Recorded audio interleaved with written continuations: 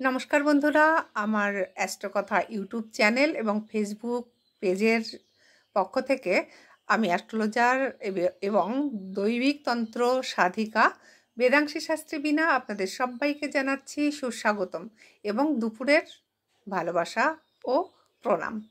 তো বন্ধুরা, আজ একটা বিশেষ কারণে আমি আপনাদের সামনে এই ভিডিওটা করছি। দেখুন, আমার সামনে কিছু বই ছড়ানো আছে। হ্যাঁ, এগুলো ধর্মগ্রন্থ। আমি আমার মন্দিরেই আছি, মন্দিরে বসেই ধর্মগ্রন্থগুলো দেখাচ্ছি আপনাদের। এরকম অনেক ভিডিওই আমি করে দিতে পারবো। তো যাই হোক, এই কারণেই করছি। আপনারা হয়তো ভাবছেন যে এলোমেলো বইগুলো রেখে ধর্মগ্রন্থ কি বলতে চাইছেন উনি। হ্যাঁ, এটা অবশ্যই একটা কোশ্চেন। তো বন্ধুরা, আমি আপনাদেরকে বলছি, এইভাবে আমি বইগুলো রেখেছি কারণ পরপর যদি সাজিয়ে রাখি তাহলে সেটা যত্নে রাখা হয়, আপনাদেরকে ঠিক বোঝাতে পারবো না।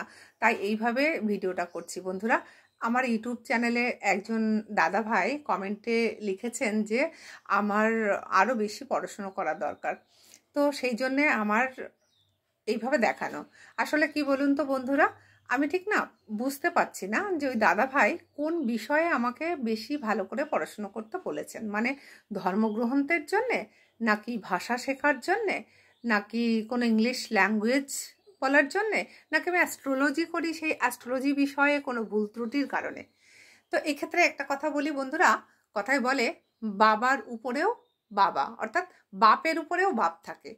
তো সেই হিসাবে নিশ্চয়ই উনি কথাটা খারাপ বলেননি, পড়াশুনো করাই ভালো। পড়াশুনো সবাই করতে না চাইলেও আমি কিন্তু চাই। আমি প্রচুর পড়াশুনো করি সমস্ত কাজের ফাঁকে, আমার নিজের জন্যে করি, কারোর জন্যে নয়।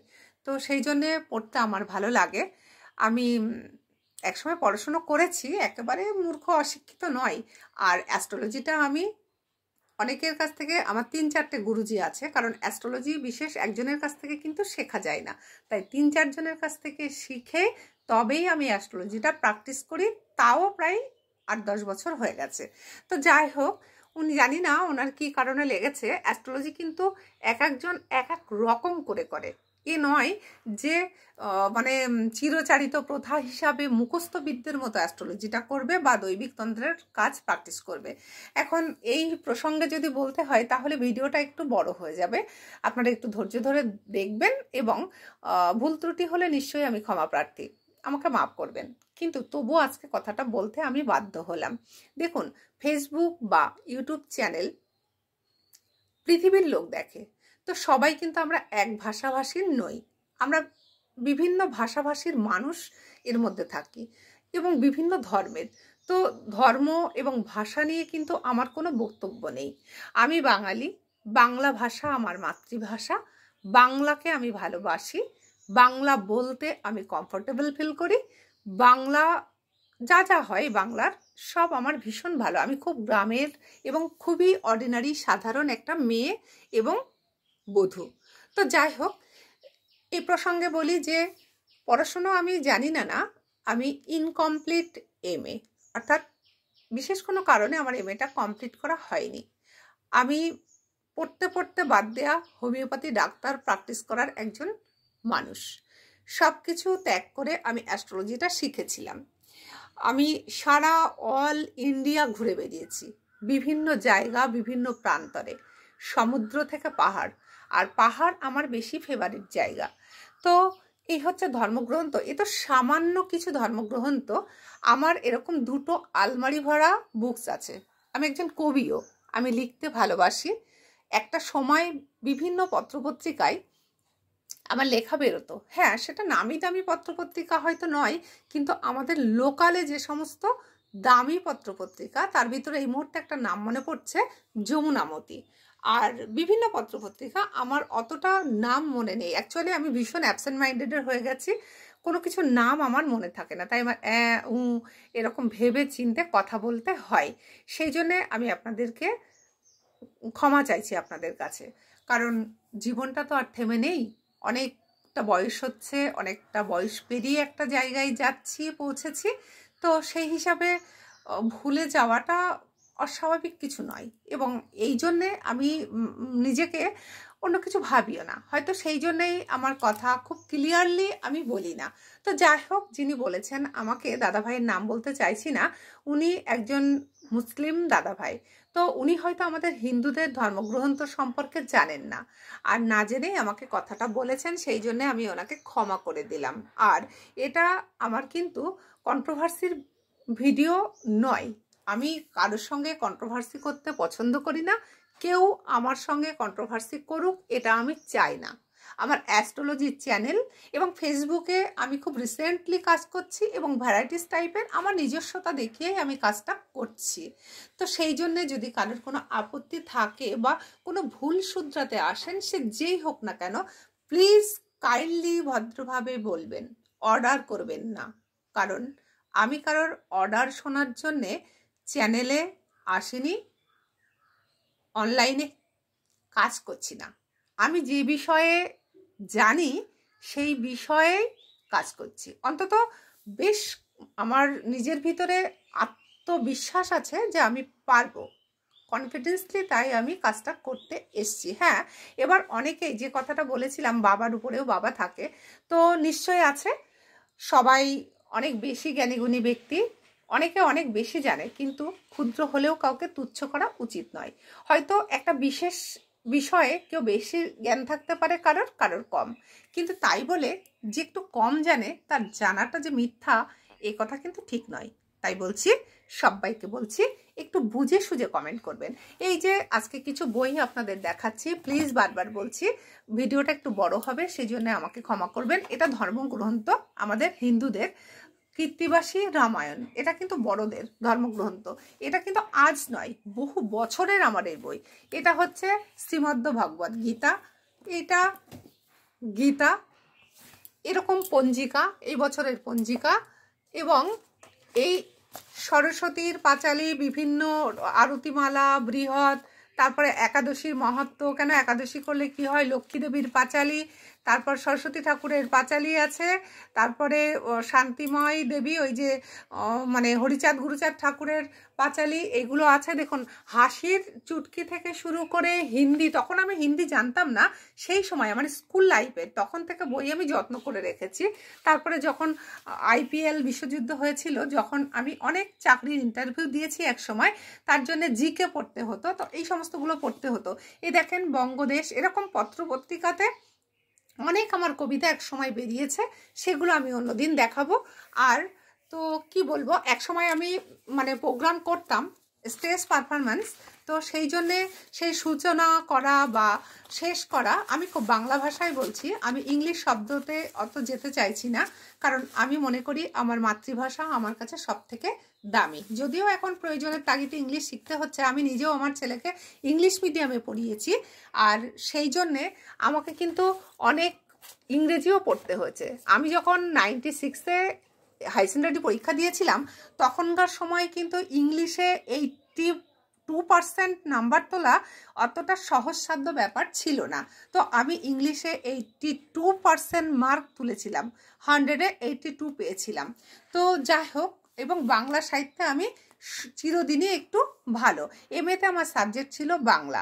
তো যাই হোক, এই যে দামোদর মাসে শাস্ত্র, ধর্মশাস্ত্রীয় মানে শ্রীকৃষ্ণের, এগুলো পড়তে হয়। দেখেন, প্রশ্ন উত্তর, মানে ধর্মশাস্ত্রে প্রশ্ন করলে কৃষ্ণ ধর্মের, বৈষ্ণব ধর্মের, সেইগুলো জানার জন্যে। আমার ছেলে যখন খুব ছোট ছিল, ও আজও পর্যন্ত বাংলা বলতে পারে কিন্তু পড়তে লিখতে পারে না। তো সেক্ষেত্রে আমি যখন বাইরে থাকতাম, তখন কিন্তু এই যে ছোটদের মহাভারত, ছোটদের রামায়ণ, এগুলো বাড়ি থেকে কিনে নিয়ে গিয়েছিলাম। মানে নন বেঙ্গলি এরিয়ায় এসব পাওয়া যায় না, সব হিন্দিতে আর ইংলিশে। তো আমি বাংলা ভাষাটা ওকে শেখানোর জন্য এরকম গল্প করে কিন্তু ওকে শেখাতাম। তো এই যে নামহট্টের বই, শাস্ত্র সম্পর্কে জানবার জন্যে এই সমস্ত বইগুলো কিন্তু আমি অধ্যয়ন করি। সুন্দরকাণ্ড, হনুমানজির, এই বই আমি সব দিনই অধ্যয়ন করি। এরকম প্রচুর ধর্মশাস্ত্র আছে। তো অ্যাস্ট্রোলজির জন্য আরও অ্যাস্ট্রোলজির যে সমস্ত বুক, খাতাপত্র আছে, আমি অন্যদিন আর একটা ভিডিওতে দেখাবো। দেখুন, এরকম নানান পত্রপত্রিকাতে আমার মানে কবিতা এক সময় বেরিয়েছে। এই যে শ্রীহরি বন্দনা কি করে করতে হয়, এই যে মতুয়া ধর্মের মানে বই, এই সমস্তগুলো কিন্তু আমরা পড়েছি। এবার দাদাভাই জানি না আমাকে কি বোঝাতে চেয়েছে, আমি কি এখন ফেসবুক আর ইউটিউবের জন্য আবার এরকম অ্যালফাবেট শিখবো, ABCD? I don't know. আমাকে যদি একটু ক্লিয়ারলি বলেন তো সত্যিই খুব ভালো হয় যে আমি কি শিখব। এই যে গোপাল ভাঁড়ের বই, মানে সব ধরনের বই যে আমি পড়তাম সেটা আমি দেখাচ্ছি। যে সুয়োরানী দুয়োরানী ছোট বাচ্চাদের যখন বাচ্চা হয়েছিল তখন তাদের জন্য এগুলো আমাকে পড়তে হয়েছিল।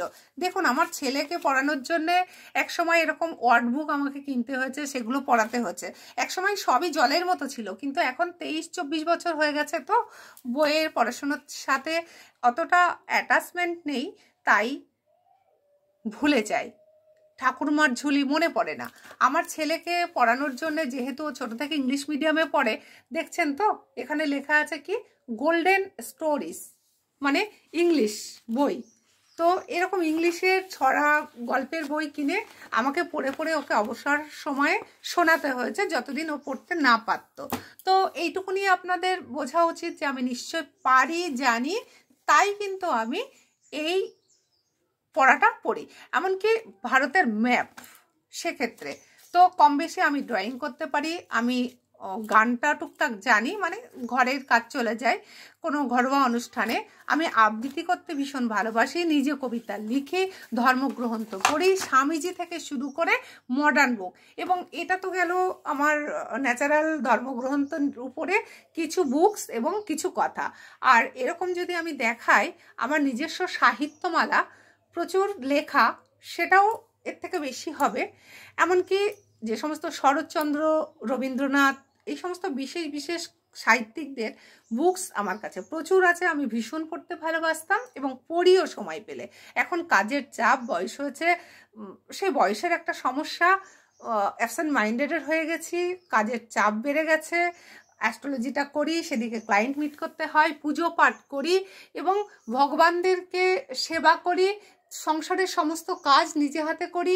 আমার হাজব্যান্ড অসুস্থ, এক্স আর্মি উনি, তবুও 5 বছর হয়ে গেল ওনার ব্রেন স্ট্রোক করে প্যারালাইসিস পেশেন্ট উনি। চলতে চলতে এখন সবই পারে, কিন্তু ফুললি ঠিক হননি। তো সেই হিসাবে আমার এত কিছু কাজ, বুঝেছেন বন্ধুরা, ঘরবাড়ি ড্রেসিং করে রাখা, পরিষ্কার পরিপাটি করে রাখা।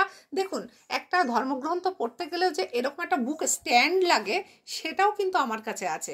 স্বামীজির এরকম পরিব্রাজক স্বামীজি, দেখেছেন তো।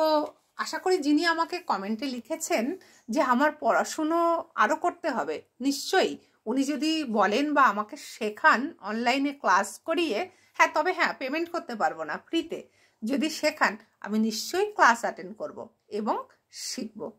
ওনার এই কথা বলার জন্যে ভেরি ভেরি থ্যাঙ্কস ওনার। কিন্তু উনি একটু ভুল জায়গায় ভুল কথা বলেছেন। আমার অ্যাস্ট্রোলজির বুকস এবং অ্যাস্ট্রোলজির যে সমস্ত নোটস বুক আমার গুরুজিরা দিয়েছিলেন, আমি নোট করতাম, সেগুলো একদিন দেখাবো।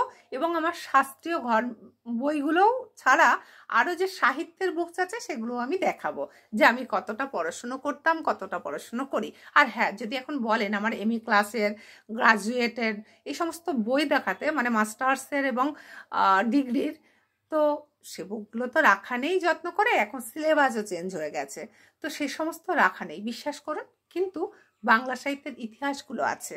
ওই যে কবি বলেছিলেন না, যে যে সমস্ত কথা, রাধার কি হইল অন্তরে ব্যথা, বসিয়া বিরলে থাকয় এখলে, না শুনে কাহারও কথা, সদাই ধ্যানে চাহে মেঘ পানে, না চলে নয়ন তারা। ভুলে গেছি, অনেক বছর তো। তো যাই হোক, খুব ভালো, আপনারা সবাই জানুন। ওই দাদা ভাইয়ের জন্যে সবার সামনেই এই ভিডিওটা নিয়ে আসলাম, সবাই জানতে পারলেন, সেজন্য ধন্যবাদ। এবং ধর্মগ্রন্থ যেরকম লাল শালু কাপড়ে মুড়ে রাখতে হয়, রামায়ণ, মহাভারত, গীতা, সেটাও আমি জানি। তাই আরও যদি জানার কিছু বাকি থাকে, হ্যাঁ, আমি নিশ্চয়ই মনে করি আমার এখনও শেখার, জানার অনেক বাকি। আর আধ্যাত্মিক পথে তো আমি পা বাড়িয়েছি, শুরু করেছি স্বপ্নাদেশে।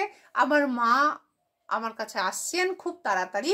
আমি তারকেশ্বরে পাথরের মূর্তি মা কালীকে বানাতে দিয়েছি। তো সব মিলিয়ে আমি বেশ আছি, ভালো আছি। আপনারাও ভালো থাকুন, সুস্থ থাকুন। একবার বলুন জয় কালী, জয় জয় কালী, জয় মহাকালী, জয় মা।